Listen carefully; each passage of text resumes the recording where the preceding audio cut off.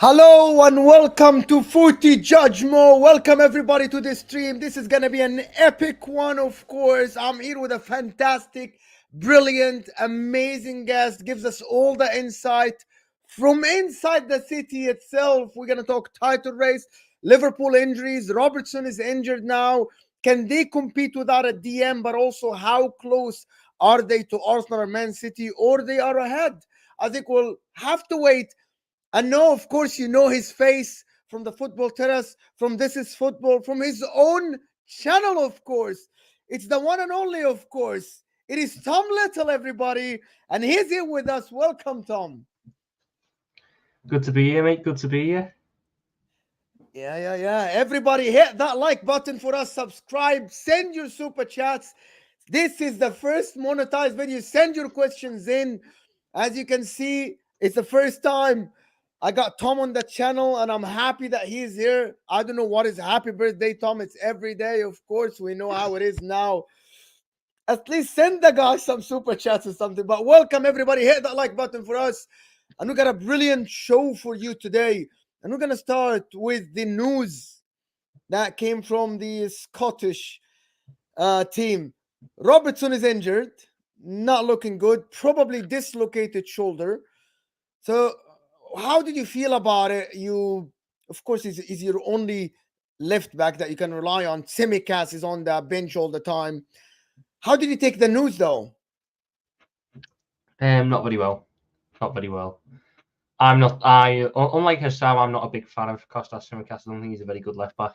I think he's probably a better left winger. And with the way that we play at the minute, our left back almost has to be a centre back. So I don't trust Kostas Tsimikas in that role. I'm hoping it's not a serious one because obviously we've got Man City in like just over a month. And if it's a bad dislocation, I do not want to see Kostas Tsimikas against Jeremy Doku. I don't even want to see Kostas Tsimikas against Everton. I'd much rather see Joe Gomez at left back. Do you know? I actually don't rate Robertson defensively at all. Like, do you not? Robertson is very suspect in terms of defense. He's a flying wing back. He can go forward very well. I don't know why you guys don't see. Some of you don't see it. Some of you see it. I actually think that Robertson is very suspect in terms of like defensive positioning and where he stands on the pitch, because he played for the longest time at Liverpool in a very attacking side. So you see, I'll tell you what, I would rather have Trent. No, I think Robertson's a better defender than Trent. Robertson's issue is he sometimes doesn't stick with the line. Robertson, you'll have the offside line there, and then Robertson's about a yard deeper and it plays people on. But if in terms of a one-on-one winger against wing-back battle, Andy Robertson wins most of them. I can't remember. Like I saw a stat the other day. The only, not the only one, but the left back who Bukayo Saka's had the most trouble against is Robertson. Bukayo Saka's still yet to score against Andy Robertson, despite having played, I think, the 7 games against them. The only games he scored against Liverpool was the one game which Kostas Tsimikas was left back for. So he's a good defender in terms of one-on-one. Does he have suspect position? Yeah, probably a little bit, but he's the best that we've got at the minute. And I think of course, he's the best that we've got at the minute. Yeah, he can develop that side. He's going to have to develop that side of his game, but I think he can develop that side of his game as he gets older. But Robertson's a bad defender. How would you cope then? How would you cope? I put Gomez there. Put Gomez as left back. I actually, do you know what? Let me just give you a suggestion. I actually think that I actually thought that Liverpool should have went and bought a left-sided centre back, the likes of Schlotterbeck, the likes of Gavardiol, the likes of Bastoni. You know, these guys that left-footed centre backs that can drive forward, but also they are centre backs. The reason why I'm saying that, because it was Trent inverting. You need 3 in the back, which is what John Stones did when Aki played left centre back for Manchester City. But even Trent is very good in them. You wouldn't need Trent to defend in a back 4, especially with that lineup. I think if you have a left-sided centre back, it would have been much stronger without a DM. But the problem is now, even with Robertson, you still have holes, especially in the midfield, because you have a left back. So Gomez playing there, I think it might solve Actually, it might be the way going forward. I know that Jurgen Klopp loves Robertson as one of his kids for some reason. I don't know what is the reason for that. But I think that a left-sided centre back would have suited Liverpool very well. Maybe this is the chance for Jurgen Klopp to actually try it. People were calling for it in the summer. We were after one in the summer, but the right one never materialised according to reports. I mean, it's the position that is most open. It's the position that's most open to change. I still think Robertson's very good. I really do. I think that the thing is, and I was saying it all summer, and I was proven right. Jurgen Klopp wants Andy Robertson to go forwards and to attack. So buying a left-sided centre back isn't really what he wanted. He wanted someone who could get forward, stay out wide, putting crosses. And we've almost then, to try and counteract that, we've got the DM who is McAllister, even though I don't think he's the best. And then Jones, who I think we really missed against Brighton, he also stays back and covers that gap and recycles the ball, which gives Robertson the ample cover he needs. So I can see why he sticks with Robertson. I'm still happy with Robertson. Would a potential left centre-back addition be needed? Probably, yeah. I think Tsimikas shouldn't have got that new contract. I think he should be sold. You bring in your left centre-back for that spot. But I still think Robertson's got a big future at the football club. He's 29, 30. That's easily another 3-4 years for me, barring any sudden fall off that others have had. But I look at it and it worries me about the next set of games. It worries me because, like I was saying about Tsimikas, I don't think he has the basic principles of defending down. He struggles to me to understand what goal side is. He's often way too aggressive, leaves the spacing behind. You can't do that if you're the left back or left centre back, especially because you've got no cover. He likes to ball watch. He's fucking lazy at the back. There's a lot of issues I have with Tsimikas defensively that I don't have with Robertson. Robertson's one is he doesn't hold the line very well.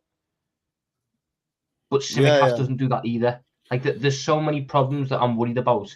Joe Gomez comes in. He can play left back. He's done it. His first 5 games for the football club were at left back. They were.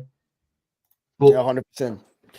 I get all your point, but than what we do with Tsimikas, because I think Tsimikas is just gonna we're gonna end up with a back 2.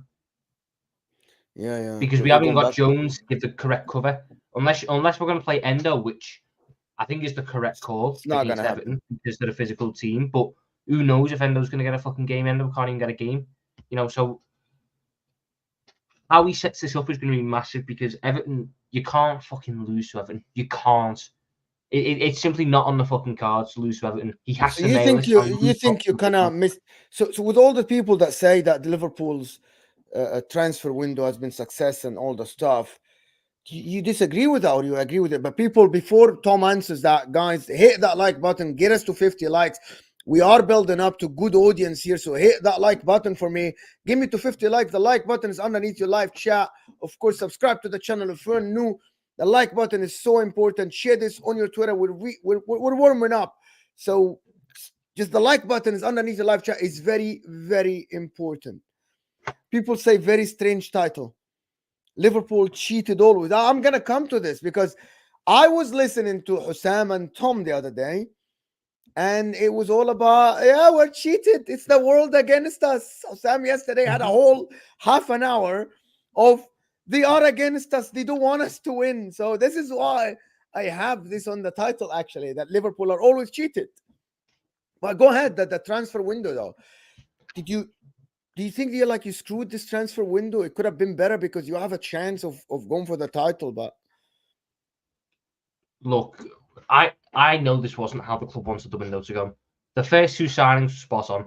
I don't have a bad thing to say about those first 2 signings. McAllister and Szoboszlai, perfect. Then you missed out on Caicedo and Lavia, so you go and get Endo. I think Ryan Gravenberch's actually been very good as well. And there's rumours that we're going to go in for Andre and Jan, and then there's maybe a return for that Claudio Kone next summer once he's back fully fit from his injury. That is sound. But the lack of a DM is hurting us because we're wasting McAllister, and we don't have anyone who you can put in there to win physical battles, really. And the lack of a defender has been somewhat offset. It's been somewhat offset by the emergence of Quansah, but it's still a problem. It's not the perfect window. It is a good midfield rebuild, but we needed more than a midfield rebuild.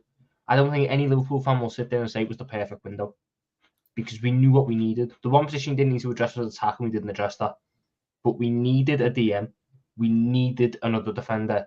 We didn't get those two, or at least not first team quality of those two. Now, Andre and Jan will be a good move. I know we wanted them in the summer, but Fluminense wouldn't sell them because they've got Copa Libertadores or whatever it is. If you get him in Jan, it's fine. It's fine. The defensive side of things, whether you go for Hinch Cape, whether you go for Arthur Thea, the one who I'd go for personally, Gonzalo Inacio, whoever it is you go and get them next summer. And then you can look at it again. It's a good window. It's better than a lot of windows we've had previously because you've got in. But you're missing the main guy, the midfielder, the DM that can actually make you. You have an absolutely phenomenal front line. You have an absolutely like now Konate. Now even Matip is going back to play well. Van Dijk is going back to play well. Trent inverting. McAllister and Sabota are going good. You have like this one guy. Like I believe that if you got Palhinha or you got Caicedo, you would have been right away up there with Manchester City, even above Arsenal. Oh, yeah. But no, that's what I'm like. For a second. You guys really screwed this up by going for Caicedo. I don't think we screwed it up by going for Caicedo because we thought it was a whole thing of how we were told one thing and then it was the other and then it was all just this, that, and the other. For me, the DM stands out because it's the one position we didn't address. Going into the window, addressing the two centre mids was the bigger priority, and we did. The issue came with how we handled the DM situation, which, if it's addressed properly in January, i.e. Andre, you might get away with it. You might get away with it. It's if we were to go in Jan and then just ignore it again, that would be where I'd have the real issues. But if come January 1st... you can hang in until January? Do you genuinely I think we can hang in till Jan. 100%. We can hang in until Jan because the one thing I will say is our start to the season was incredibly difficult. I think it was the fourth hardest. Yeah. Based on like some metric. And we've only dropped, 7 points? Two of which were opening day to Chelsea. 2 of which were away to Brighton, which is a tough place to go. And 3 of which were Tottenham, which the less I say about that game, the better, because it was a fucking shambles. Apart from that, we've won every game. We are 1 point behind. And not convincingly, though. Not convincingly. Wolves, you struggled. West Ham, you struggled. Who else? By the way, Newcastle, you struggled. I thought that was a lucky win because there is a difference between defending and not getting the opposition to create chances. They created a lot of chances. A lot of chances. Like Newcastle, they could have won that game. But you have a world-class goalkeeper, though. In the same breath, that's why you have a world-class goalkeeper. I get what you're saying, but they create a chance. I'm talking about the defense, by the way. I'm not talking about Alisson. We were down to 10 men for how long against Newcastle because of the red card. So, like, it swings around. I don't need to. Like, I get you in Spurs. The Spurs game, you limited the chances. Like, going to 9 men, they had no. I can't remember one shot from outside of the 18 that James Maddison shot and Alisson saved it. That's the only thing I can remember. But I think that's what happens when you have a leader like Van Dijk still on the pitch. He's able to organise that back line better. We lost Van Dijk against Newcastle. It was Gomez and Matip. And then Matip had to go off with an injury, so it was Gomez and Quansah. So I'm not bothered about how good the performances are less than 10 games into the season. I've been in way too many title races with Man City where they drop points, multiple points in the start of the season. You're going, oh, here we go. They're off the pace. They're going to slip up and then they just win. They click into gear because that's what the elite teams do. I'm not stressing out about the fact that we have not played well. My issue, in fact, I don't even really have an issue. I've grown in confidence throughout it because I've seen a lot of what I hadn't seen before. I think the attack, like you said, has been quality. I know people are trying to get on Luis Diaz and people were trying to get on Cody Gakpo earlier. Guess what? They are 5 top, if not world-class attackers. 5 of them. I don't think any other team in the league can say they have that. Look, We have you don't have 5 world class. No, I said top 2 world class. So Salah's world class, and then the rest of the top level. No, not Nunez, but fine, not yet. Not Nunez. He's the worst of them. Come on, Nunez is a top striker. I can convince you. Okay, listen. People, I'm gonna convince you. We're gonna get into this. People, can you get to 50 likes, please? And also, let me do these couple super chats. Mira Paula, super sticker. Thank you. This is my first super chat for this channel. Send super chats, people. Send questions to myself and Tom. Tonight, I will have a Q&A, of course, because it helps the channel massively. Ahmed, thank you so much, Ahmed, for the support. Thank you so much for the support. And also, Lara is sending this. Thank you so much. Your support is appreciated for the channel, of course. So give me super chats if you can. Like the video first. Just like the video. And subscribe to the channel if you're new. And you want to dive into the Nunez thing. What is he elite at? What is he elite at? What is he? Look, so I'm not taking elite, okay? What does he excel at? Excel at? I think his movement's fantastic. Really? Like you think Darwin Nunez' movement is fantastic? Like, yeah, I think he's like Firmino. Do you think he's like Haaland movement? Do you think like he is? I give you examples of who are excellent in movement in the league. It's very hard to categorize whose movements is better. I think his movements is very good because he's able to create a lot of chances. He's able to get in behind defenses. His hold-up play's improved. He's created a lot of chances for this team based off of his movements. You're so praising him like Arsenal fans praising Kai Havertz. Like he's a striker. Is he? Okay, his only thing, for me, his only thing is quickness. He's super quick. He's super fast.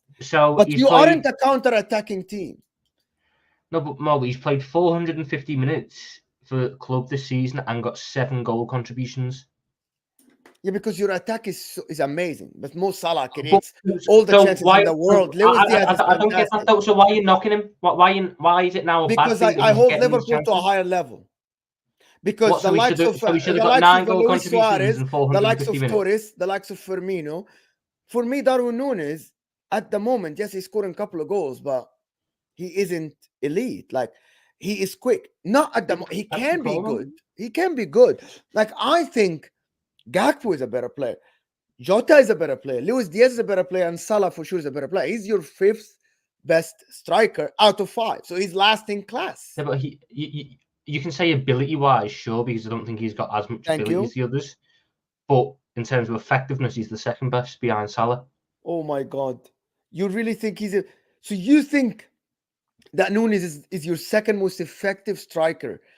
Or the 2nd best offensive line player in the team? I guarantee you, Mo, opposition defenders worry about facing Nunez more than they worry about facing Diaz, Gakpo, or Jota. He's so quick. Okay, so he's quick. His movement is good. His finishing is iffy. I will not. His finishing isn't good. There is a reason why he misses easy chances. He needs to work in the finishing. But in the same breath, I think Nunez's big issue is this side of things, which can easily be molded. He is better when he doesn't have to think. When he doesn't have the time, he's better than when it's just instinct. He's a good instinctual finisher. When he doesn't have time to think, he buries them. Both Newcastle goals were instinctual finishes. That's all they were. The goal against West Ham, instinct. But when he had time, I think Oli Watkins is a better player. I think Ivan Toney is a better player. I think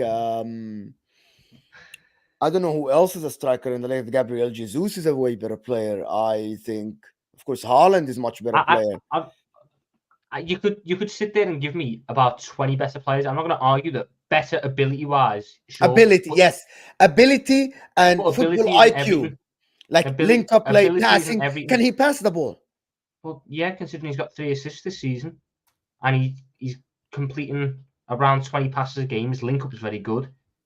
Oh, my God. Like the weight of he's improved on it. Is he Firmino level? Is he Firmino level? No. He's better than Richarlison, I give you that. But I just think you're being incredibly harsh on a man who's played 450 minutes. Yeah, here's the difference between 7 goal contributions. This is what you're misunderstanding. But what I don't need. To be honest, I don't need him to do everything else that a striker does. But that's how. But he's taken away from Mo Salah's assists. He's taken away from Mo Salah's goals. Mo Salah could have scored way more goals if he had a better Mo, player. Like right, Cody the one thing, Gakpo on you that need to team is a understand here, better. I Mo, think Cody Gakpo benefits the team more, in my opinion, as a false nine. maybe he does, but I also think that Cody Gakpo benefits the team more when we didn't have Szoboszlai and McAllister in the midfield. Nunez has to play because otherwise we cramp the midfield. Cody Gakpo is a false nine. I think the one thing people need to realise is we have no need for a false nine anymore. We need that striker. But I'll tell you this: when Cody Gakpo and Diogo Jota started the season and we didn't have Nunez on, teams were able to box us in at points because we didn't have that person pushing the defensive line back. Nunez comes in. Nunez is always on the last shoulder. Nunez is always offering. Nunez is always a threat. The defensive line goes back 10 yards. All of a sudden, more chances are created. You get more control over games. Is he there to be the link-up play that Bobby was? No. But Nunez is he there to be? Okay, so is he there? Okay, so let me just get this straight, guys. There's 80 people here, so can we hit that? Like, get us to 50. I know you don't like my opinion. You guys think I have an agenda against Nunez? I just think that he isn't good enough for Liverpool, and it's flat out like I don't think he is the level of Liverpool Football Club. I'm holding Liverpool now. When you have Mo Salah, when you have Szoboszlai, when you have McAllister, and you have Luis Diaz, I'm expecting a better player with them. That's my point. I'm not saying Darwin Nunez is a shit player. He can play. By the way, Spurs can do with the Darwin Nunez. Aston Villa can do with that. Brighton can do with the Darwin Nunez. In my opinion, Liverpool should aspire for more. That's all my opinion. Will he come good? Maybe. At the moment, every time I'm watching him play, he lacks fundamentals about football, which is weight of the passing, shooting. Sometimes he makes the wrong decisions. Sometimes shoots when he doesn't have to shoot. Pass when he doesn't have to pass. Sometimes that's what I'm thinking. People think I have an agenda. But then how do you develop that, Mo? How does a player develop that part of his game? By playing more. Maybe. Okay, so he can develop. So we agree that he's not up to the level and he needs to develop. But do you think Luis Diaz is already good enough for Liverpool Football Club? I think every attack at the football club is good enough for Liverpool Football Club.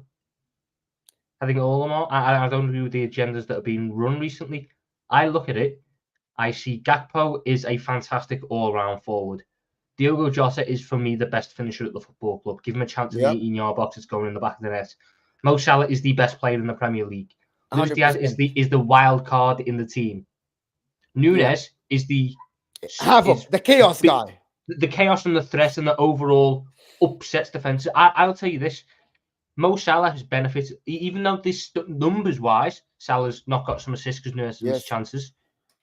Salah has benefited from Nunez being in the team because Nunez is able to drag a man away from Salah. They have a good connection, Nunez and Salah. They have benefited from playing with each other.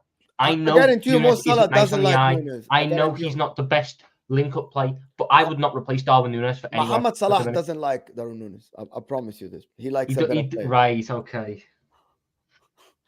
Do you want to get more Salah's done? But anyway, let's agree to disagree. It's I like the discussion because, by the way, you have good points. It's not that for me, you're not speaking rubbish. You actually have very good argument here. It's not like I think you're saying something that is not logical. You absolutely say logical stuff. It's just for me, maybe I'm looking at Luis Suarez, Fernando Torres, and I'm looking at Firmino. And I'm seeing Darwin Nunez as a step up from Ricky Lambert and Danny Ings. I'm seeing Darwin Nunez as a step up from Mario Balotelli, Danny Ings. I said Ricky Lambert. I see him a little bit step up. Andy Carroll, I say that he's a step up, but he isn't up to the level of Liverpool Football Club. It's the difference between me and you is that you're a Liverpool fan. You support your player. I'm from outside. I'm just looking and saying, well, if you want to accept mediocrity, it's up to you. I'll tell you right now, Mo, if Darwin Nunez wasn't giving me enough to believe he's going to come good, I would be telling you that because I was very quick on it on Kostas Tsimikas. So very quick on it with him.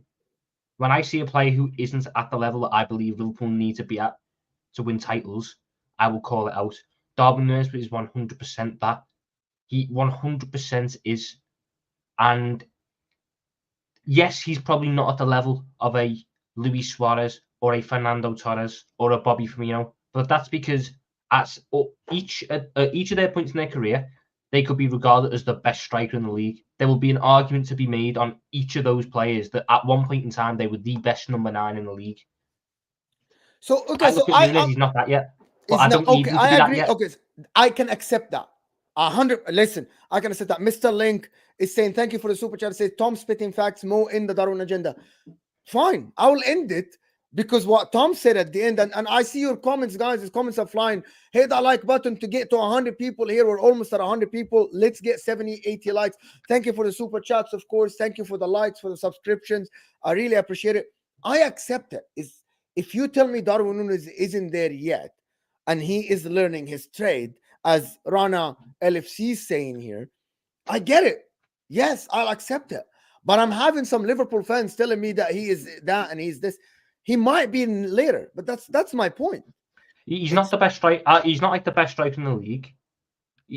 He's in the top 5 in terms of overall threat. Is he what I want him to eventually be yet? No, but I also don't need him to be that but while you I've got think Mo he is Salah, gonna be while I've that got guy? Jota. You think this Oh yeah, is gonna I be think it's that all. guy? I think it's going to Okay. click. I think he's in the right environment of both club and country to develop all those attributes needed. He's got Bielsa working at them at Uruguay. He's got, for me, the best developer of talent in the Premier League at the minute in Jurgen Klopp. He's got Mo Salah there, who is only going to help him. Mo Salah was someone who was also had to develop his finishing in a similar way. But everything is in the correct place for Nunez to succeed. The fact of the matter is, Jurgen Klopp wouldn't play him if he didn't believe he was right for the football club, like he didn't do last year. There was points last year where Darwin Nunez couldn't get a game because he wasn't what we needed. Right now, Nunez is what we need. I think the big thing that is a shock for people is we done so long with a false 9 and with a crap midfield that now that we're going through that change, is there a couple of teething problems? Maybe. I haven't really seen them, but that is a big culture shift. Having Dominic Szoboszlai in place of Jordan fucking Henderson, having McAllister, a fantastic ball player, adding in a properly developed Curtis Jones, which is, I think, where we're getting to at the minute. That midfield doesn't need the creativity what Firmino and Gakpo offered. It needs someone to push them back and give them the space to operate in, which is why I'm such a big fan of Nunez. His off-the-ball work has been fantastic. He's adding goal contributions to his game. Could he bury more chances? 100%. 100% he could.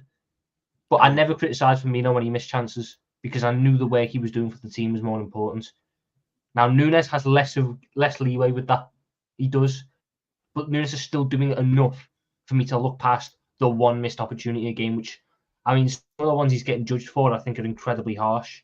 There are blatant ones, like the one in the Europa League or the one against West Ham. Yes, both of those should have been in the back of the net. But there's some ways at a tight angle and he's hit the bar and people are going, oh, he's got to score that. I'm going, I didn't even expect him to get it on target, mate. I think because of the money he cost, because of the expectation, there's a lot of it's a very split thing with Nunez. Right now, I'm happy with what he's doing. I want him to start week in, week out because I think he's such a big threat.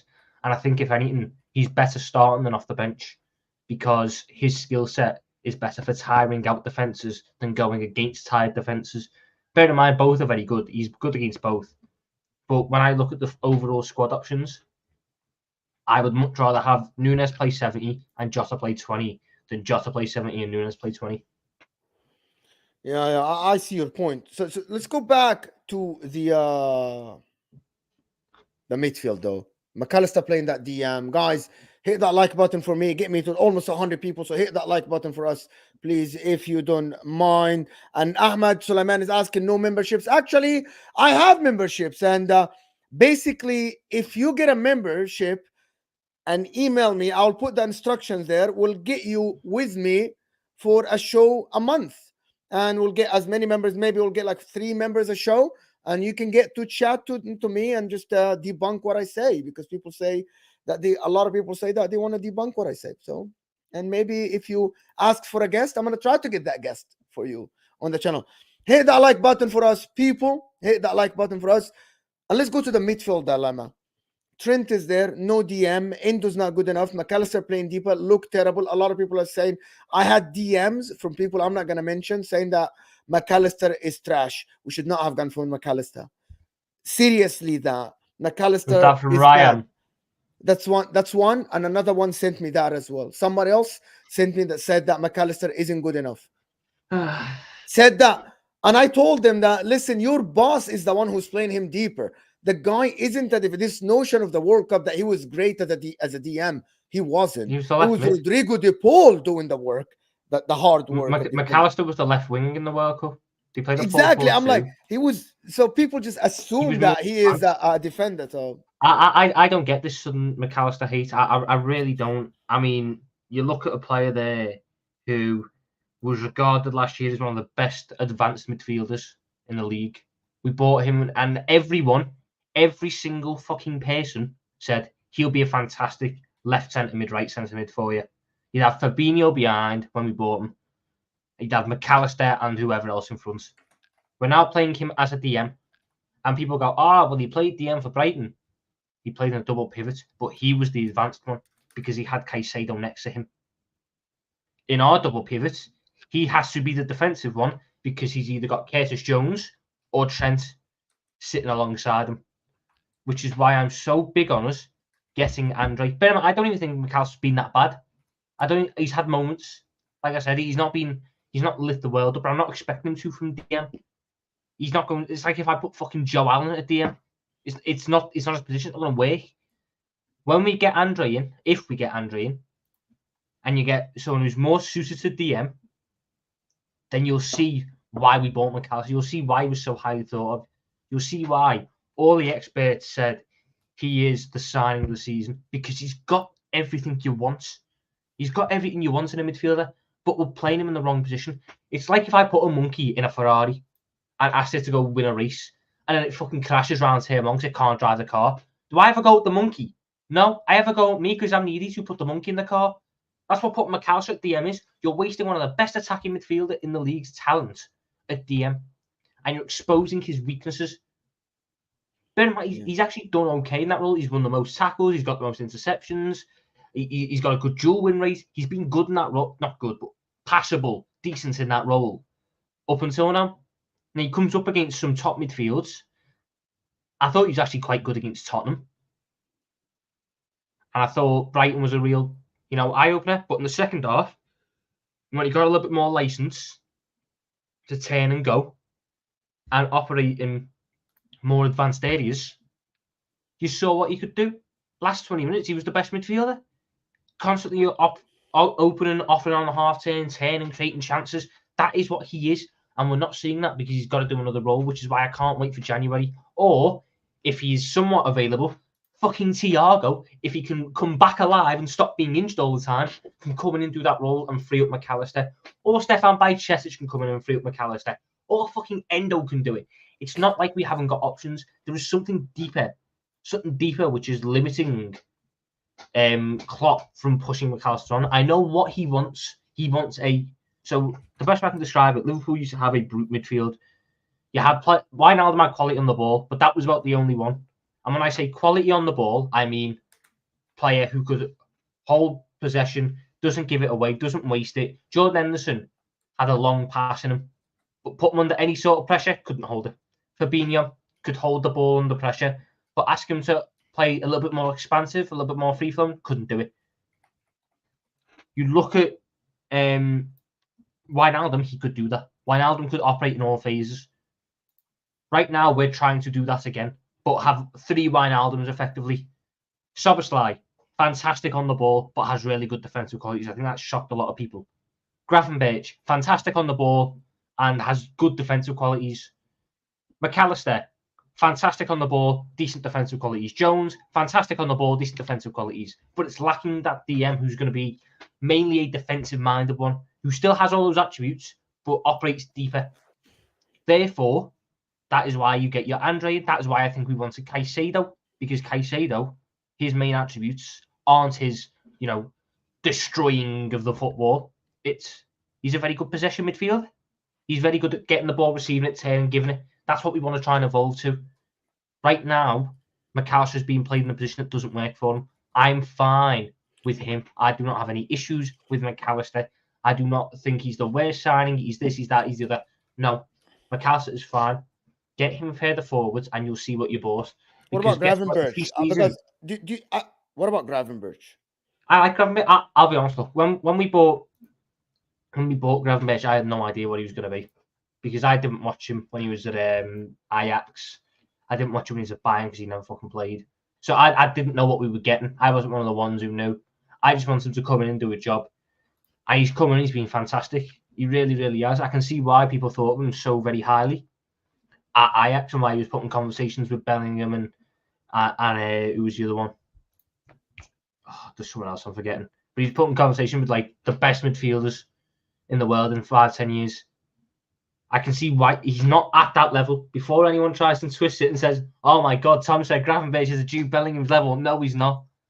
But I'm seeing a midfielder there who is fantastic, who at just 21 looks really good in all aspects of the game. Really good. I actually He's winning believe his that defensive Gravenberch is duels. going to be better He's than fantastic on the hard turn. His passing is amazing. He's a good final third threat, although he did fucking hit the bar against Brighton from 3 yards out. Don't get how he's done that. I'm happy with him. For 36 million, 40 million, whatever we pay for him, if you've got that for the next 5-10 years, that's boss. That is really boss.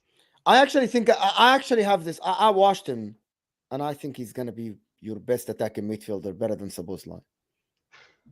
I think he works better as so imagine like phases. So Szoboszlai's better further up.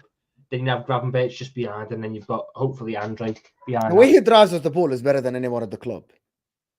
Yeah, probably. It's his physical stats. He's like, what is he, 6'4"? Yes, something like that. Yeah, 6'4", but that's what I moves so believe, easy. to be honest. Listen, Martin, thank you so much for the super chat. Martin, big up, Mo. Congrats on monetization. Thank you, everybody. Make sure to hit that like button. Get us to 100 likes. We have over 100 people here, and it's easy to hit that like button, people. It doesn't cost you a penny. If you want to send a super chat, it's welcome to support the channel, of course. Thank you so much. And Ahmed Suleiman is asking, is there no membership? The memberships now are in the title. You can click join and weekly show with me on this channel, of course. Thank you so much, people, for all the support you do for this channel. This is my full-time job now. I'm trying to do this full-time. So your support is really, really appreciated to keep bringing you content. And I want to switch from Liverpool a little bit. Why are people saying that Liverpool are behind Manchester City and Arsenal? I don't get it. Is that because of the DM, though? And I've seen a lot of people saying that, and I disagree with them. I actually think that you are on par with them, maybe behind Man City a little bit, but your front line is doing good. You concede a lot of chances, but I think I don't know. if you can hang in until January and I you get a DM, I think you're up there. And until now, you're doing all right. If Man City were to look, I've still got City as the favourites because it's Manchester fucking City. They've got enough, pedigree to remain favourites. But I've said for the past couple of weeks now, if the door opens up in terms of a title challenge or City slip up or, for whatever reason they're not performing, I'd back us to take that spot ahead of Arsenal. I really would. And that's not to say Arsenal have been bad. Arsenal have been quite good. Obviously, they just beat City, didn't they? But I look at how we've started the season, and I couldn't be happy with it. I had a lot of doubts going into the season, but we've addressed a number of key concerns. And the fact of the matter is, we haven't got out of second gear. We have not got out of second gear. No. I think the first real time where you'll see us kick in won't be next game. It'll be City. The international break, after the international break, so the November one, first game back is City at 12:30. That is the game when I'm expecting gear 3, gear 4. So you think you can beat City? You think you can beat City to the title? I don't think we beat City that day because it's at the Etihad. But if we can leave that place with a draw, we can leave with a 1-1, 2-1 draw from the Etihad, and we remain, come to January, anywhere from 1 to 5 points behind them, then I reckon it's ours. It's provided that we're able to make the correct additions in January. And I'm only saying that because... do you trust your owners, though, to make that right? It's not trusting the owners, it's trusting the staff. And the fact of the matter is, in the past however many windows we've been active in January, we got Gakpo last January, albeit he probably wasn't really what we needed, but I can see why, because we wanted other targets. The year before that, it was Luis Diaz. But other side, we've got Van Dijk in January. When the player is there, when the correct player is there, the club acts in Jan. So I'm looking at it and I'm going, they make the right additions in January. They're able to bring in Andre. They're able to get that left side of centre back in. I don't see why not. Yeah. We are the fact of the matter is that we are going to need a good amount of luck. There are certain players who we cannot lose. If Mo Salah was to go down, we're done. We are done out African here. Cup of Nations, 2 games. We can. I reckon for 1 or 2 games we can get away with it. You move Diaz out to the right, you bring Gakpo onto the left, or you play Gakpo on the right, Diaz on the left. You can get away with it for a couple of games. But it's if it was Jota will be back, or I'm assuming. yeah. Look, you lose Salah, it's a loss, but you've got players who can cover for a couple of games. Also, you have Gravenberch, you have Sabozla, you have McAllister, and if you Yeah, have a Szoboszlai DM can in do January, it. you're Elliot all can be right. there, If you have a DM in January, you're all right. You're 100%. yeah, like right. we'll get away with it. I just look at it and I go, we can 100% be up there. And the one thing this squad has that I think Arsenal's lacks is the winning experience. Yeah, that's what I wanted to allude to. To people in the chat, can you let me know? It's a yes or no question. Do you think Liverpool can win the title? It's a yes or no question. Like, I'm not. Nobody's is assuming that they're not going to get a DM. I'm assuming they're going to get a DM. It's a yes or no question in the chat. Just yes or no. Can Liverpool win the Premier League title this year? Ahmed, thank you. This is my first member, people. Ahmed Sulaiman is my first member. Thank you so much. Your membership is going to be in the title. Thank you so much, Ahmed, for the support. Of course, guys, get your no. A lot of people say no, yes, no. Do you So know why the big people? thing with So I Arsenal? want to get you on. Why do people assume that Arsenal can win it and Liverpool cannot? Arsenal have the last year. Arsenal have the last year, and the fact that it was so close. But you have the last 5 years. We have the last 5 years, but we're not playing the same way. The one thing I will say about Arsenal, though, and the one reason why I doubt it, is I still think they need another learning year in terms of not for the players, for the manager, because right now I'm watching really poor man management. Bukayo Saka is injured because of your poor management. The goalkeeping situation, I've never seen that work before. Now, you might be the first to ever do it, and if you are, fair play, but I've never seen that work before. And I also think that Arsenal squad still lacks a bit of depth, and most importantly, still lacks that 25 to 30 goal a season player. And I don't think you win titles But without the players and they get you don't 30. need that. They have Saka, they have Odegaard, they have Martinelli. Each one can score 15. I think. Well, let me ask you this: what was the last team to win a Premier League title that didn't have either a 30 goal a season player, someone who, not saying they got it, but they could get Manchester City. I.e., they were 1 or 2 off, or Liverpool, have 5 separate players get 10 or more. No, but so they can have like 3 guys that get 50, and that's kind of equal. You I think your 1920 season, you didn't have anybody above 20, if I'm not mistaken. Salah was 21 or something like that. But Salah can get you 30. Mane, but he didn't. 30. But he didn't. But he could. That is the point. But he I didn't. I don't think Arsenal's attack is at the level. I don't think it is. I think it's a good attack, and I think it will become the level. I think Arsenal will have an attack that can win the Premier League for years to come. But it's not there yet. I still think they lack that striker. Chelsea 2016. What was that with Conte? Was that when you had with Costa and Eden Hazard? Willian, Costa, Pedro, and Hazard, all of them getting good numbers. You keep saying he could. Okay, Saka could get 20 goals. Martinelli can get 20 goals. I'm sorry. Saka's career high is 14. I don't see Saka getting 20. Okay. The one who can is Martinelli. The one who can, I will sit there and say Martinelli. You regard Martinelli as a better player than Saka? I regard Martinelli as a better goal scorer than Saka. But okay, which is I think Saka. If I was to try, the higher ceiling is Martinelli, not Saka. No, the higher ceiling is Saka, because Saka's got much more creativity and is a better creator and stuff. Why people are saying Saka cannot get 20 goals? If he got 15 last year, why not 20 goals this year? I don't get this. Because the player moves with experience. This is ridiculous. I don't think he gets it this year. I don't. I think he does. I think he does another Why? 15. Why? Because I think he's creating too much. He's not. It's going to sound weird. He's not selfish enough to get 20. Where is Salah? This is why I don't like the comparisons between him and Salah, because Salah is selfish enough to get 30, but also get 15. Saka will get you 15 and 15. But I don't see Saka. I think that's enough to win your title. If you have a player that gets you 15 and 15, bro, it's good enough to win the title, bro. 30 goal contribution from a player is good enough to win you the title. Again, Mo, I've seen my team have a player get 22, 22, and 15, and we also had fullbacks getting 10 and 12, and that wasn't enough for a title. You need the killer instinct. I'm not on about the fact that they can bag 5 against Luton. I'm on about in the big moments, in the high pressure situations, who do they want that chance to fall to? Right now, it's Martinelli, who I think is a good finisher. But when you compare that to the other challenges, Manchester City have the greatest, arguably the greatest finisher in the Premier League at the minute, in Erling Haaland. Any chance that falls in the 90th minute, Haaland's betting it, no doubt about it. We have Mo Salah. Well, he isn't at the moment. He scored. That's not because 2 of them in 2 games. Come on.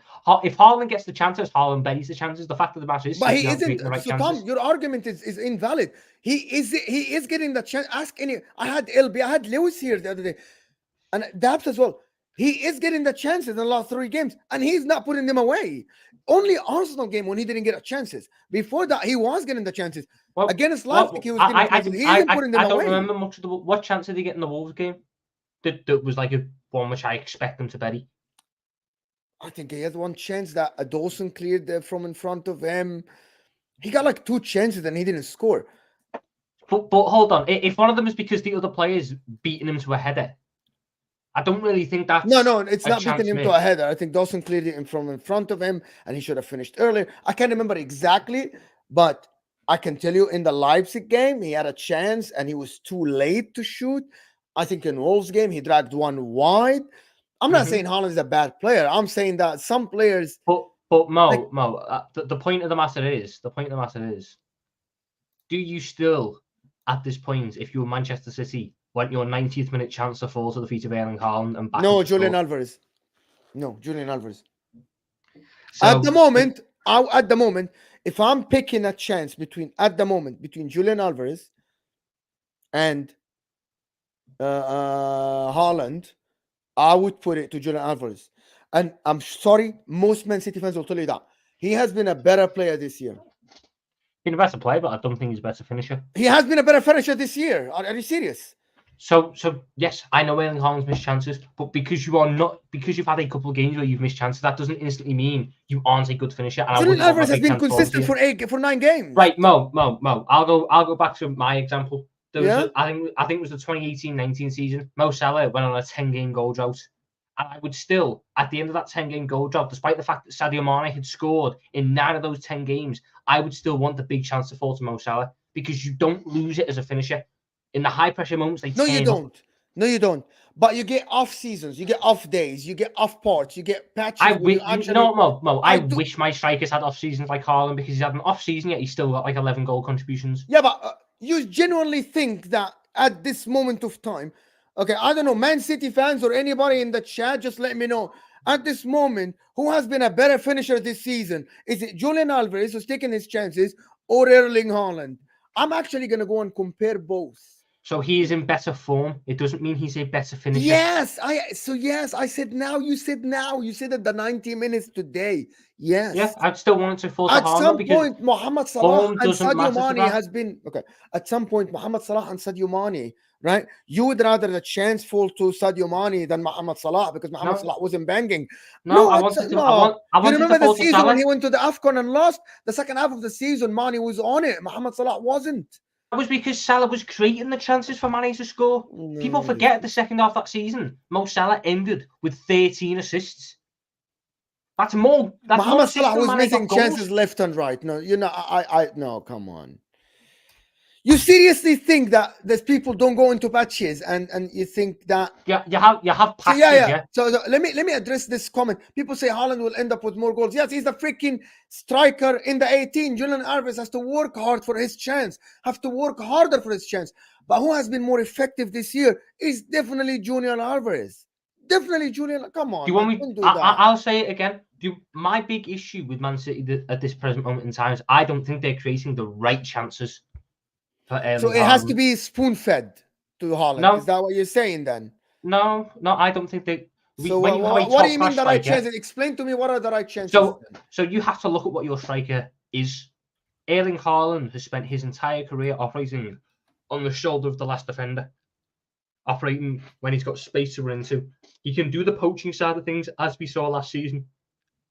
But for me, Erling Haaland is better when he gets a ball played in behind and he gets to run to it and showcase his physicality.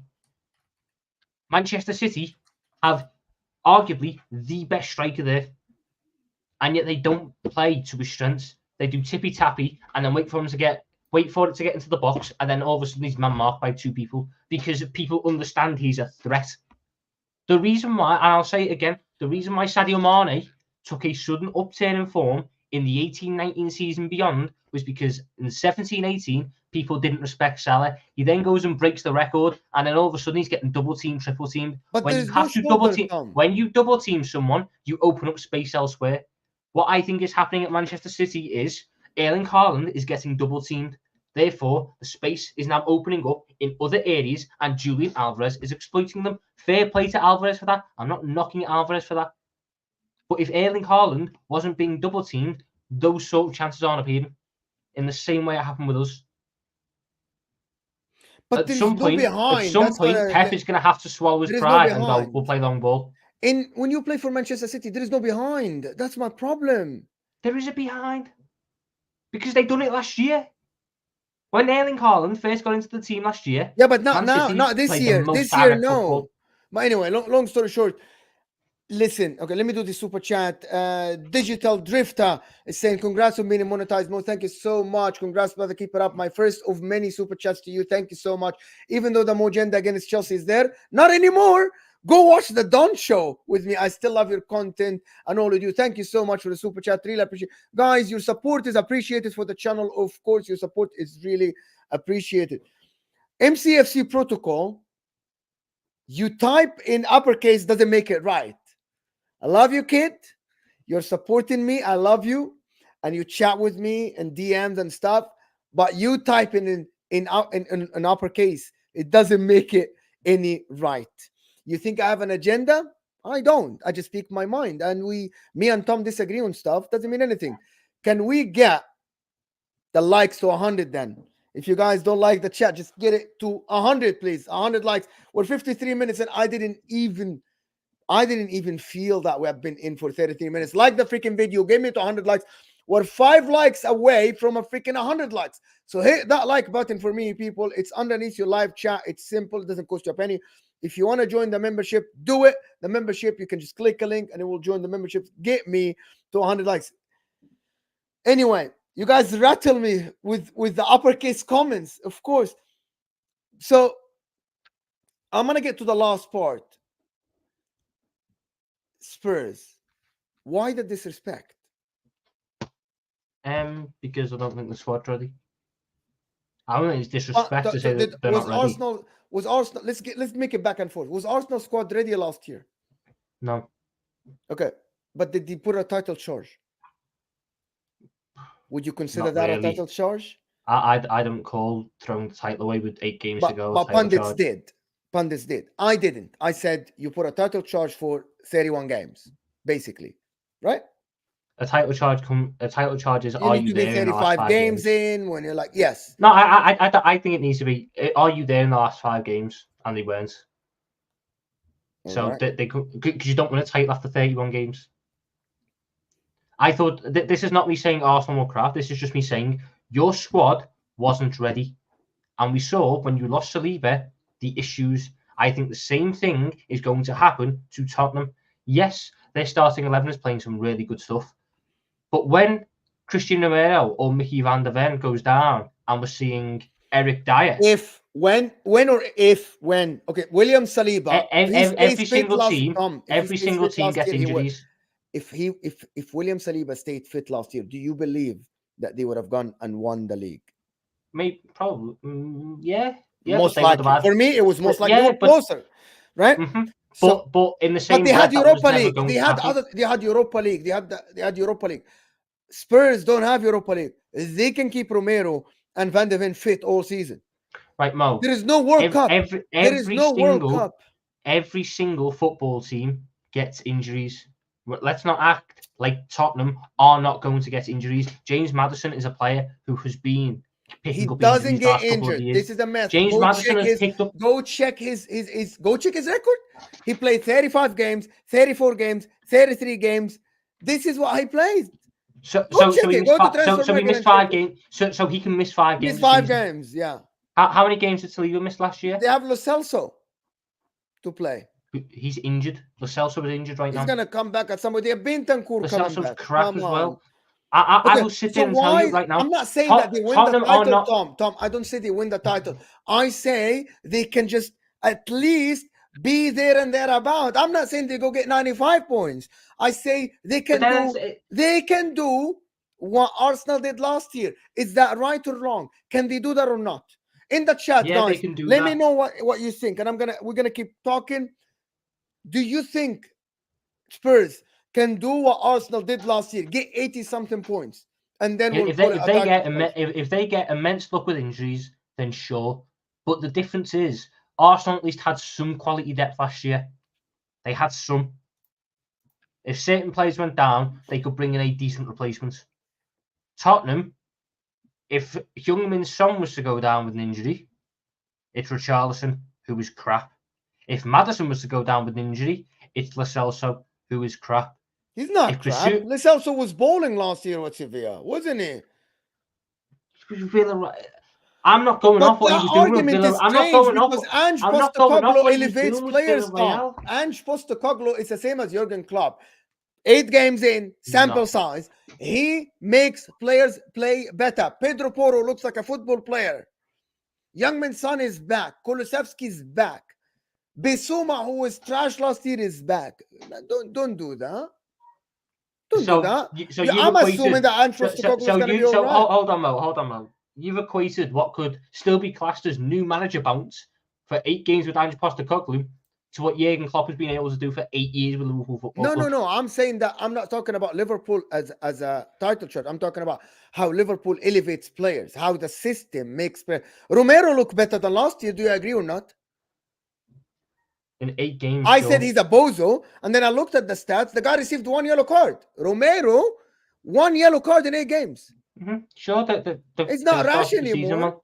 They've started the season well. I've not argued that, but that squad isn't ready. That's my point. But people are knocking them down. Ready. Can I tell you a stat? Right, there is 20 teams in the Premier League that got 20 points in the first 8 games. 11 of them went on to win the title. How many of them were called Tottenham? 20 of them went on to make top 4. Yeah, they can get. I've not. No point said they won't make top 4. They're going to get 4th. Because no one else gets close. But they are not ready to win a title. They're not ready for a title. Nobody said they're ready to win it. I said, but then there's no point in being in a title challenge. Winning the title or not winning the title is based on very small details. Man City are more equipped. I think all the teams above them are more equipped. All the teams above them. And at the end of the day, you might well have a title challenge. But if you don't have any chance of winning that title, there's no point in being in a title challenge for however many games it lasts. Why? At the end of the day, Arsenal last year in the beginning of the season, people said they have no chance of winning the title. But they people say almost won it if they didn't have an injury for Saliba. That is very unfortunate. And remember, Saliba was in a World Cup. So it's a completely different season. Oh, come on. He barely played in the World Cup. But he wasn't at the team. It's like the World Cup hampered his fitness. He started like 1 game. Come on, Mo. Look, I look at it like this. That Tottenham squad, when you go past its first 11, is weak. It's weak. Left back, if Udogie went down, or Udogie got suspended. Okay, so let me ask you something. So to answer this question, if Spurs don't get any injuries, what are the chances of them going for the title? Not winning it, going for it. Title makes a bit, because we know Man City at the end. Man City is the only team in this league that can win 10 to 15 games in a row. Do you agree? I reckon we could do it in Arsenal. You could do it. Okay, so 2 teams. You and Man City. No, I think the 3 teams above Tottenham could go on. So you think Arsenal can win 2 games in a row? I think Arsenal can win 10 games in a row, yeah. But I don't think Tottenham can. I think it's ridiculous because I am basing it on history. Well. I'm basing it on recent history. You're basing it on if they get injured. I'm basing it on Arsenal's last year's start, and I'm basing it on Spurs this year's start. I'm trying to be factual here. When you base, we learn from history to predict the future. I can't predict the future. I'm learning from the history. You are assuming things. You're assuming that Madison's going to get injured. I'm When not he assuming played, he I'm played not 33 assuming what games player's last year. getting He injured. played 33 games. I'm not assuming what player is getting injured. I know they're going to get injuries. See? How do you know? Because what football teams went a year without getting an injury? You. When? Liverpool. When? 17-8, The year we won 17-18. the title. The year we won the title. 17-18. You didn't win the title. 17-18. The Mo Salah 34 goals when Van Dijk came halfway through. You had no injuries that year. I mean, Mane got injured in that season. For how long? Yeah. Okay. So you had injuries for Mane. That's why the Barcelona game, I think, in my opinion. Yeah. No. That's the year after. No, I think you're on about. So are you on about 8? So in my opinion, you're assuming. So what if the guy that get injured is Pedro Porro and Emerson Real comes in? What if the guy that gets injured is Oliver Skip? Why does it have to be Bissouma? Why does it have to be Son? Why does it have to be Romero? I never said who it would be. I was just rattling off players who they can't afford to lose. So what if they go in January and get another striker and they get a center back? Okay, if you can hang it, what if Mo Salah gets injured in this international break? Exactly. There's a whole lot of things that can go wrong for any single side. So I don't get why you're going all on the positive for Tottenham. Because I can't assume injuries, Tom. I don't assume injuries. Unless the player is John Stones, who every year misses half the season. I don't assume injuries. In this, unless you tell me a player that normally misses half the season. If you tell me now, Jack Grealish might be injured. Does he have history of being injured? Does Romero have history of being injured? I mean, Bissouma's injury prone. All right, then. Bissouma last year was maybe. So they have Bentancur, who's also injured. Let me just welcome the people. Welcome the people that came from Lewis stream from Carefully Lewis. Thank you, Lewis, for the redirect. Appreciate you, my friend. Thank you for everybody that joined us. Make sure to like the video, subscribe to the channel if you're new. This is kind of a heated discussion. I didn't expect. I expected a really calm and even then, Mo, let's not lose sight here. The fact of the matter is, Tottenham's, because they don't have European football, they're going to be playing their starters week in, week out. Therefore, they're also still going to be adding the minutes on the legs. They're going to be adding the minutes on the legs. I look at that Tottenham side, and it is a good first 11. It's a good starting 11, which can do a lot of good things this season. But they do not have the depth to mount a title challenge on what should be expected of a title challenge this season. Can we define what do you consider a title challenge? I expect this season the title to be anywhere from 92 to 95 points. What? There is 9 teams in the league. Okay, I'm gonna count you 9 teams in the league that everybody that goes away to play against them, it's not a guaranteed game. I actually thought that this season is gonna be the toughest season in the Premier League. I'm gonna count with me: Manchester City, Liverpool, Arsenal, Spurs, Brighton, Newcastle, Aston Villa, Chelsea, Manchester United, who I think anybody that goes away to these grounds, it's not a guaranteed win. Do you agree or you disagree with this? I don't think any. Yeah, it's not a guaranteed win. That's not like last year. So you're telling me that this season, yes, even for people that are asking Chelsea, even I think going away at Chelsea isn't going to be an easy win. Chelsea might turn a corner. You never know. Nkunku's going to be back. They're going to have Chakomeka back. They're going to have Badishili back. It isn't going to be easy. I think, yes, that the start of Arsenal and Man City, the Arsenal and Spurs, yes, 20 points out of 8 games, so you lost 4 points. Well, I think this season might be won in 85 points max, actually. Maybe. I think it's going to be another high-quality season. Yeah, high quality means less points. That means the title is going to be harder to win. It's not going to be a walk in the park. So do you think the year that we came second with 97 points and City got 98, the league wasn't high quality because 2 teams got 97 points? Oh, wasn't? Because you were winning every game. Of course it's not. Was it? Okay, hold on. Every game Liverpool. We were going away to games where we couldn't win. Hold on. So let me explain to you. Every game Manchester City and Liverpool win to, it was about how much you will win. And if you draw a game, or lost points, it's surprise. That's not a tough league. Are you expecting me that's a tough? Are you telling me that's a tough league? Hold on a minute. So you're now saying that every single game we went into that season we were expected to win. 100%. Okay. What about this season? What games were we not expected to win? You went against West Ham, not expected to win. At home? No. So that was at home. That was at home. So let me remember. You went into Spurs, and only your fan base said that you're gonna smoke them. I said you might win, but at the end you didn't win. Do you tell me if you go to Manchester United tomorrow away from home, you think you're gonna win the game? Yeah. You're guaranteed to win the game. I think we do. Is you play against Man United? It's the same. No game is guaranteed. No game Newcastle. is guaranteed. You won against Newcastle. You were under the push the whole game, and you got a red card. And at the end, 2 finishes from 2 counter attacks, and Newcastle missed abundance of chances. Okay, that's football. That happens. It happens. Yes, but that's what I mean. At the end of the day, Mo. 4 years ago, you go to Newcastle. You're guaranteed to win. What game did we not go into as favourites this season? That's all I'm asking. Not one where we couldn't have won. But what game did Spurs? So we went. You think we didn't go into that Spurs game? Let me go to that. Let me go to your games this year, because I don't want to say things that I'm not. Brighton, you were in favourites. Well, people expected you to win because against Brighton you were in favourites. Against Newcastle you were in favourites. 100%. We were favourites against Brighton because Brighton hadn't won in their last however many games, and you didn't win the game. I expected you to win that game. I expected you because of football, but you just answered my point. You just answered. We were no, because you play counter attack against them, not because you're gonna. The difference is this is what I'm telling you. The difference is in 18-19 and 19-20, you were put not 18-19. Yes, 18-19 and 19. You were putting teams in their 18. You were boxing team. You're the only team in the league that played against Manchester City, and you shared a half and a half. Everybody, Man City had to do the counter tactics to you. You're the only team at that time that Pep Guardiola used to think, how can I stop Liverpool? While every other team used to think, how can I stop Man City?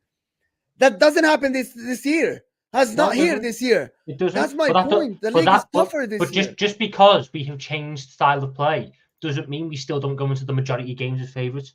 We went into that Brighton game as favourites because Brighton hadn't won in their last 3. Their last Premier League game was a 6-1 loss to Villa. The Newcastle game, we went into that one as favourites. They had started the season slowly. The Chelsea game, we went into that one as favourites because of all of last season. The Tottenham game was the closest one. You're telling me you're going to go to Aston Villa as favourites as well? Away from home? Yes, because you know what, Mom? I think what you say, that means everybody, Man City, if you play everybody, they are like anybody, it doesn't matter home or away now. We just shut it down because they're going to win the game. No, because that isn't what being favourites means. Being favourites means I expect you to win. Doesn't mean you will win. That's why we love it. But Man City go into every single game as favourites. They're the only team in the league. Bar maybe Anfield. That is the only game, but it's still they should go into. So how did I expect Arsenal to win against Manchester City and at the end Arsenal won? And how pundits gave Arsenal more chances to win against Manchester City, even though the history said that they have not won in 12 games. They have not gotten a point. People said without Rodri, which is a factor in football, red cards are a factor. People said Arsenal would win this game. I said it, and I said it before the game, and I wasn't trying to be edgy, by the way. I wasn't trying to be edgy. I was just saying, without Rodri, I think this Arsenal team win the game. And they won the game. Yeah, but last year, Mo, I remember when Arsenal had Man City at home, and everyone was saying, oh, Arsenal are going to do it because they're playing Bernardo Silva at left back. And it didn't matter because Man City still got the job done.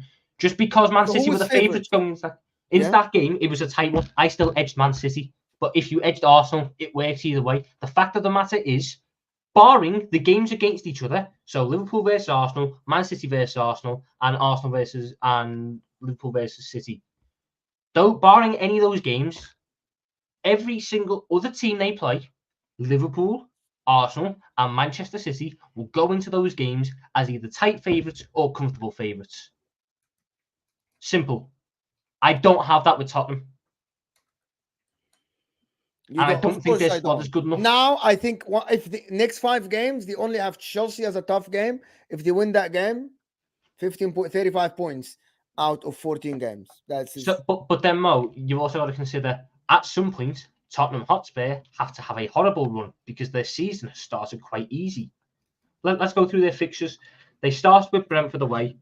They had United at home, Bournemouth away, Burnley away, Sheffield United at home, Arsenal, Liverpool, Luton. Then they've got Fulham, So they Palace, played Chelsea. Manchester United, Arsenal away, and Liverpool, and you're telling me Okay, haven't- so yes, that they had three tough games. United weren't even fucking tough, but out of 8. let's move on now. They have Brentford, who were the worst I've seen them in the Premier League. Bournemouth, who are still yet to get a win. Burnley, who have won one game, that was against Luton. Sheffield United, who are still yet to get a win. Luton, who've won one game, that was against Everton. So they've had a comparatively easy start. Then you go and look at their fixtures in the running. At the running of the season, the final 8 games, they have to play West Ham away, Newcastle away, City at home, Arsenal at home, and Liverpool away in the final 9 games. When titles are running lost, they have a crack run. Who knows what's going to happen? By that time, who knows what's going to happen? But that is the point. Every single team has crack runs. Even if I go, so they have Fulham. Their next 8 games are Fulham at home, Palace away, which is a tough ground to go to. Chelsea at home, Wolves away, tough ground to go to this season. Aston Villa at home, Man City away, West Ham and Newcastle. That's not an easy run. They have tough runs coming up. 100% they do. Whereas I think the others, I mean, if I look at us, I think we have a really comparatively easy. The thing about it is, I'm not saying they're going to win the title, because I don't think they have it in them to win the title. You have to lose one. But then I think where we're differing is, what do we class a title challenge as? Yeah, listen. I think that's the ultimate difference we have. You might have a different idea of what it is. Being in game week 35 and mathematically can win it, I would call that a title charge. Game week 35. Game week 35, 3 games left. You are within touching distance from the top. I would consider that title charge. That's why Arsenal, even though I knew they would lose the league at game week 31, I knew that. Okay, but because week 35 is when Man City won the league, I would consider that a title charge.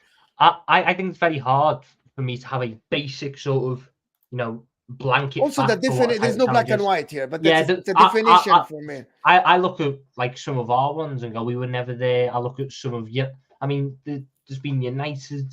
I mean, I remember the COVID year where United were top for a while, and then City just run towards it at the end. That wasn't a title challenge, but people would try and run it as one because it was City in United. It's very hard to say. It's very hard to say. At the end of the day, this is not me hating on Tottenham. I think Tottenham had a very good start to the season. I like Postecoglou. I like some of the football they're playing.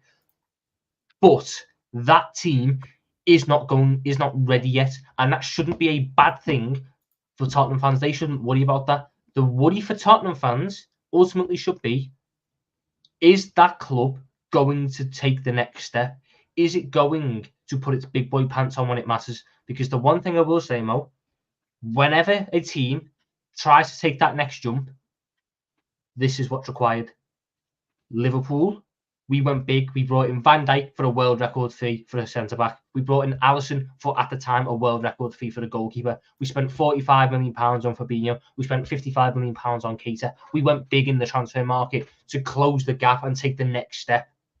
Arsenal this summer, they went and got Declan Rice for a world record fee for a midfielder.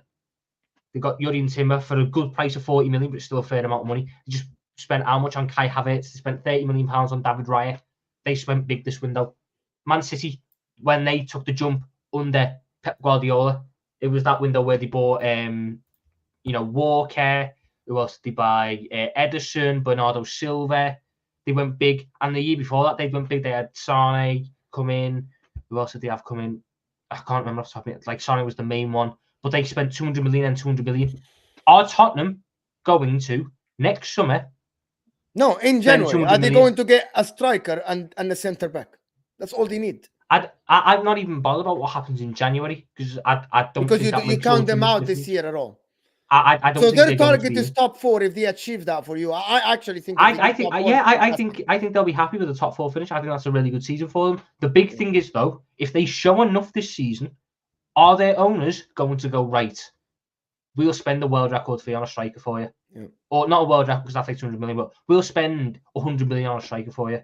we'll spend, 80 million on another midfielder for you. Are they going to sit there and compete at the big boy table with big boy money? Or are they going to sit back and go, okay, let's try and cheat our way to it with another £30 million, another £30 million, another £30 million, because that won't work. You can do the £30 million money ball to build yourself up. But once you get to such a height, it stagnates, it stops. You then need to break it and go to the next step by spending the big money. And I don't think they're going to do that. And that should be the big thing that Tottenham fans are pushing for this year. You have to, if you want to compete at the big boy tables in the Champions League, you have to spend big boy money. When we played Tottenham in the Champions League final, our two best players was the world record fee for a centre-back and the world record fee for a goalkeeper. They were the two best players because that's what money buys you. Money buys titles, whether we like it or not. And Tottenham, if they want to win that trophy, I'm not saying it to win an FA Cup. I'm not saying it to win a Carabao Cup because you can get away with that. But to win the top honours, Tottenham Hotspur are going to have to spend big money. And with Daniel Levy in charge, I just don't see that happen. Yeah, 100%. And they're going to. If I was a Tottenham fan, I'd be worried that they're going to piss away another really good manager because unlike Jose and Conte, I think Postecoglou really gets the football club, and I think he's the right man to lead this football club forward for the next however long. And if anything, he has the potential to have a better legacy at Tottenham than Pochettino because I think he's just that type of manager. But to do that, he needs to be backed. He needs to be backed by the board and have the full trust placed in him by the board. And they need to spend the big money because I'll even ask you, man, when you went and won the title in COVID, 200 million. Exactly. You have, but before one that, summer, 200 million one summer right away. And then it gets you over the line. You look at the team and you go, "There's quality there. The players are there," and it uplifts everyone. Tottenham Hotspur won't win league title. Well, if next Chelsea summer spent they 1 spend billion 90 mil. and they're not in the title race. So one bad case does not undermine. Manchester United as well spend a lot of money and they're not. But I think the right money. But then it comes back to the point of: are they spending it on the correct players, and do they have the correct man in charge? I don't think that's the case for either football club. But when Chelsea did have the correct man in charge in Jose Mourinho, and they spent big, that got them over the hump and won a title. When United did have Alex Ferguson in charge, and they spent the big money, that got them over the hump and got them a title. Yeah. All right. Listen, I don't want to keep you for. I actually didn't expect this show to go. We didn't even talk about the PGMOL. We didn't even get to talk about it. Which is I had the full rant ready. Next time because I have to go. I have a dentist appointment. But people, thank you so much for watching us. Make sure to like the. Give me to 150 likes underneath your live chat. Check out the memberships, of course. I don't know how to get the link, but yeah, check out the memberships, of course. Make sure to like the video if you haven't. Of course, thank you so much for everybody. Thank you, Tom. Guys, Tom's channel is in the title. It's just a link. You click on it, go to his channel, and subscribe to his channel, of course. Give his last video a like. Thank you so much for watching. Thank you for everybody that gave us super chats. Let me give him a shout out, of course. Mira Paula, Ahmed Sulaiman, super chat. Mr. Link, Martin, Ahmed Sulaiman becoming a member, and Digital Drifter, of course. And Lara Matkour, I think, gave us one super chat as well. It's not showing up here, but yeah. Thank you, everybody that gave us super chats. Thank you for everybody that watched us. We really appreciate you guys. Thank you, Tom, for being here with us. Hopefully, we can do this more often. And guys, we're out. Thank you so much. We'll see you guys at 11 o'clock. Maybe we'll have a Q&A after Never a Foul.